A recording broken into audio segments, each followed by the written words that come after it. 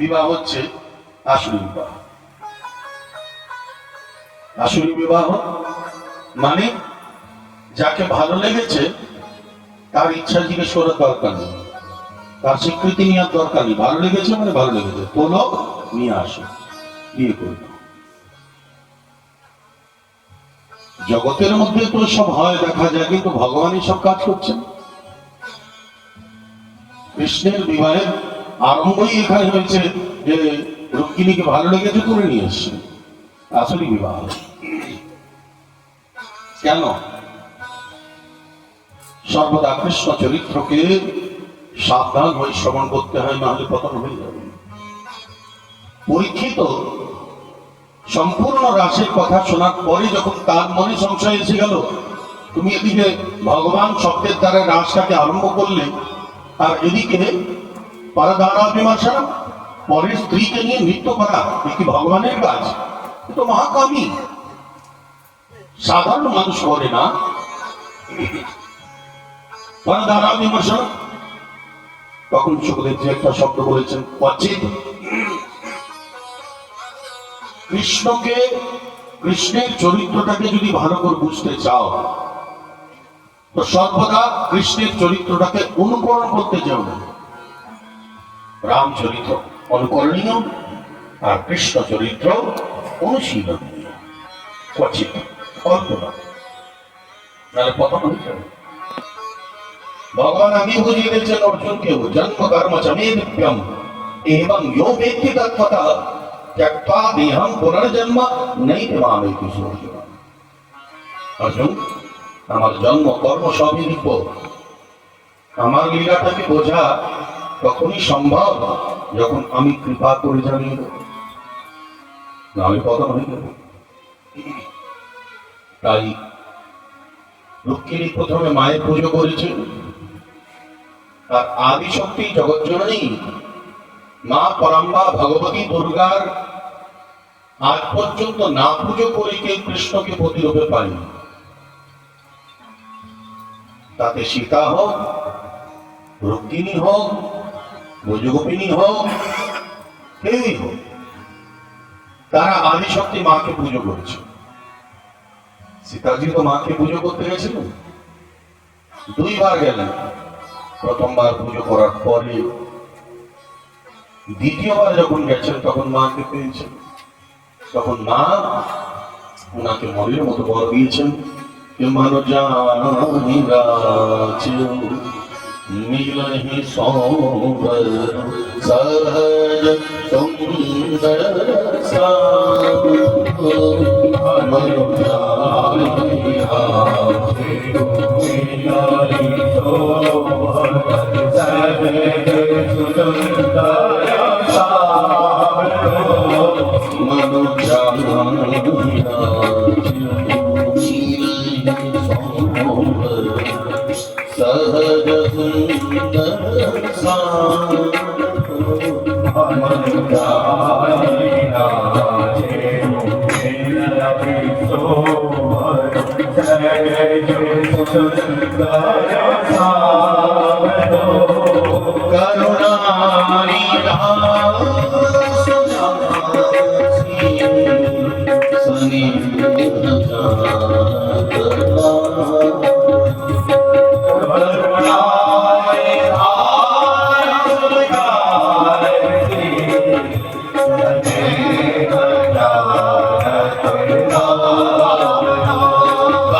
শক্তিমানের মিলন হয়েছে।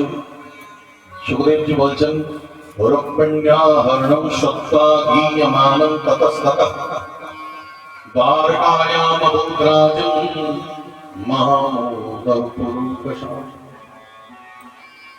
মহামোদঃ, আনন্দের সিন্ধু ভগবান শ্রীকৃষ্ণের আনন্দময় প্রথম বিবাহ, তাতে সারা জগৎ আজ আনন্দে পরিপূর্ণ হয়ে যায়। রুক্মিণ্যাহরণং শ্রুত্বা, যদিও এই কথাটা অতটা প্রশংসনীয় না যে ভগবান রুক্মিণীকে হরণ করেছেন, কিন্তু ভগবানের সঙ্গে যদি হরণ শব্দটাও যোগ হয়ে যায় তো সেটাও লীলা হয়ে যায়, সেটাও আনন্দ হয়ে যায়। তাই भगवान सुखदेव जी বলছেন রুক্মিণ্যা হরণম সত্ত্বা গীয়মানম ততস্ততঃ সারা জগতের মধ্যে যে রুক্মিণী হরণের লীলা সবাই গান করছে, সবাই আনন্দ উপভোগ করছে। ভগবত নিজন ভগবানের জীবনে যদি আমাদের আগমন হয়ে যায় আনন্দ তো হবেই। আর ভগবান যদি শক্তিকে নিজের সঙ্গে আমাদের জীবনে নিয়ে আসে তবে তার বলার কথা নেই। খুবই আনন্দ হয়েছে হৃদয়ে আঙ্গিনাতে কৃষ্ণ কে আমরা আজ তার আত্মা শক্তির সঙ্গে পেয়েছি। এটাই রুক্মিণী মঙ্গল।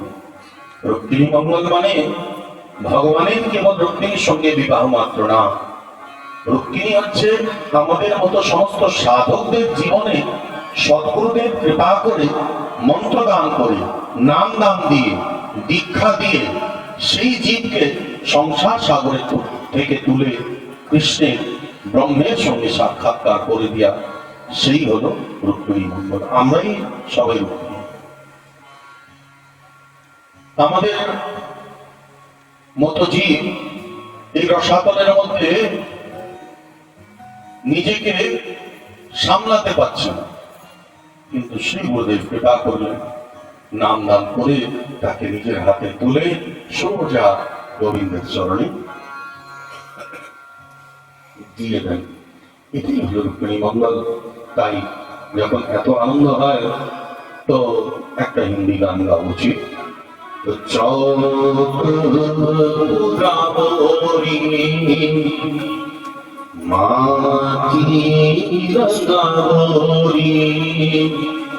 आज मोरे पिया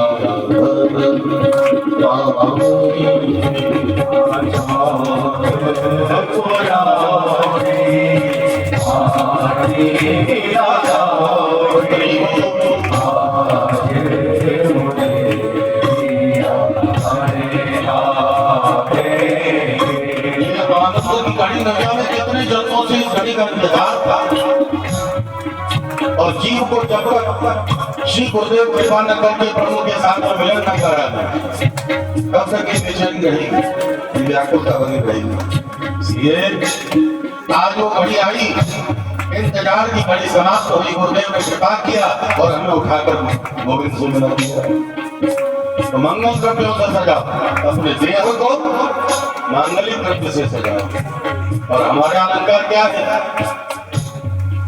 भगवत गोविंद আমি এক জায়গায় পড়ছিলাম যে गले में तुलसी की कंठी रहे, गले में अगर सोने की चैन रहे तो चोर लूटेंगे और गले में तुलसी की कंठी रहे तो चित्तचोर लूटेगा। चित्तचोर कभी नहीं तुमको उठाकर अपने चरणों में रख लेगा। अब आप सोचो कि गले की कंठी अच्छी है या सोने का चैन अच्छा है? सोने का चैन रहेगा तो हमेशा घर बना रहेगा और गले में तुलसी की कंठी नहीं रही तो कोई भय नहीं, और भय अगर है तो चोरी करके हम तो इसका इंतजार करेंगे, वो चोरी करे तो सही। बजाओ अपने आप को, ये बढ़िया तिलक लगाओ, बढ़िया हाथ गले में कंठी हो, बढ़िया हाथ में माला हो, यही हमारा श्रृंगार है। और ये ऐसा श्रृंगार है कि जो उठा के गोविंद तक पहुंचाने वाला है। हरि चौक पूरा बोरी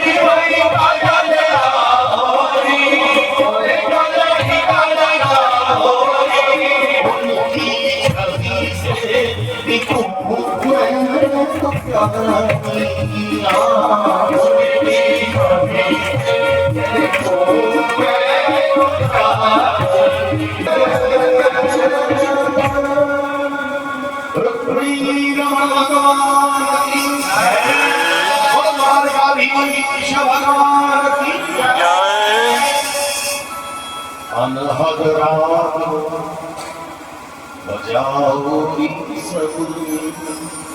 ये राग क्या है हमारे? अनहद राग सुना है कभी? जिनके जीवन में संगीत शिक्षा है उनको मालूम होगा अनहद राग। जहां रागों की सीमा समाप्त हो वो अनहद। सारे राग भी एक सीमाबद्ध है। जिस स्वर का उतार जहां, जिस स्वर का चढ़ाव जहां, वही स्वर उतना ही चढ़े उतना ही उतरे तो राग है। लेकिन प्रेम की इस बगिया में सीमाबद्ध होकर प्रेम नहीं किया गया। क्षमा करना, ये बहुत सोच विचार परफेक्टली ऐसा होगा तो ही करेंगे, तो ही भजन, कैसे भजन करें, कैसे हम आगे बढ़े, कैसे भजन के लिए महाराज कोई एक पूरी कॉपी किताब लेकर आए और बैठे और कलम से ये मंत्र दे और वो मंत्र दे और ये करो, ऐसा करना चाहिए वैसा करना चाहिए, सब कुछ करते रहे। लेकिन कभी कभी इस सीमा को भी तोड़कर आगे बढ़ो। प्रेम की सीमा कभी भी दायरे में रहकर प्रेम नहीं किया जाता, और सीमा में रहकर प्रेम करने वाला वो प्रेम ज्यादा दिन चलता भी नहीं। ये तो सारी